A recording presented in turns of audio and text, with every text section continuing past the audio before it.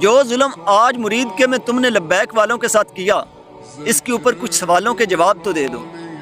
کیا لال مسجد والے بھی پہلے اس طرح کی دہشت گرد تھے جس طرح رات کو لبیک والے دہشت گرد تھے؟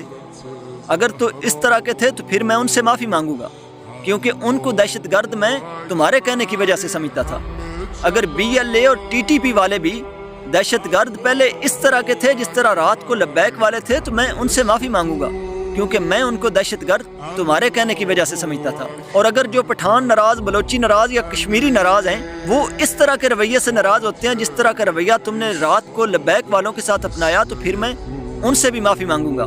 کیونکہ رات کو جو شخص چیخ چیخ کر کہہ رہا تھا کہ ہم محب وطن پاکستانی ہیں، وہ خدا کا واسطہ ان قوم کے بچوں کے اوپر گولی مت چلاؤ، اگر تم نے مجھے مارنا ہے تو میں اپنا سینہ حاضر کر دیتا ہوں، لیکن تم نے ان قوم کے بچوں کے اوپر بتر بند گاڑیاں چڑھا دی اور پھر اس شخص کے سینے میں بھی گولی مار دی جو کہتا رہا کہ ہم جنگ میں بھی تمہارے ساتھ کھڑے رہے ہیں، ہم نے جنگی بیانیاں دنیا کے سامنے پروموٹ کیا ہے، اور ہم اگر مر بھی جائیں گے تو ہمیں ماننے والے اس ملک کے خلاف نہیں کھڑے ہوں گے۔ اگر تو اس سے پہلے بھی تم نے جن کو دہشت گرد کہا وہ سب اس طرح کے دہشت گرد تھے، تو پھر میں ان کے پاؤں پکڑ دوں گا اور ان کو سچا پاکستانی بنا لوں گا، لیکن دہشت گرد تم ہو جو اس طرح کے لوگوں کو دہشت گرد بناتے ہو۔ کیا رات کو کوئی کسر چھوڑی ہے تم نے کہ لبیک والے دہشت گرد بنے؟ لیکن کیونکہ ہمارے بڑوں نے ہمیں سکھایا ہوا ہے اس وطن سے محبت کرنی ہے، چاہے مر جائیں یا زندہ رہیں، یہ ملک ہمارا ہے اور ہمارے بڑوں نے بنایا ہوا ہے، لیکن تم نے کوئی کسر نہیں چھوڑی ہم کو اس ملک کے مخالف کھڑا کرنے کی۔ اصل غدار اور دہشت گرد تو